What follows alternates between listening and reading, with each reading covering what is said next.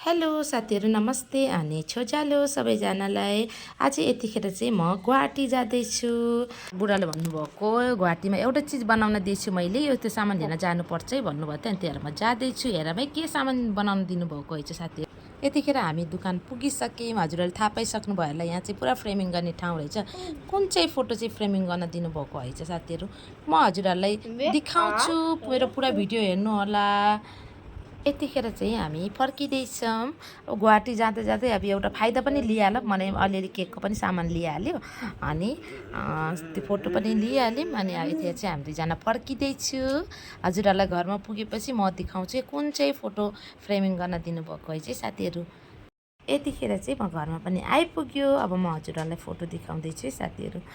यस्तो राम्रो फोटो बनाउनु दिनुभएको रहेछ नि बुढाले चाहिँ। मलाई पनि थाहा थिएन फोटो बनाउनु दिनुभएको छ भनेर। हेर्नुहोस् न, यो हाम्रो फ्यामिली फोटो बनाउन दिनुभएको रहेछ। यो चाहिँ हामी काजिरङ्गा घुम्न जाँदाखेरिको फोटो हो यो चाहिँ। हेर्नुहोस् न, यस्तो दामी बनाएर दिनु। कस्तो लाग्यो हजुरहरूलाई? Okay, by by.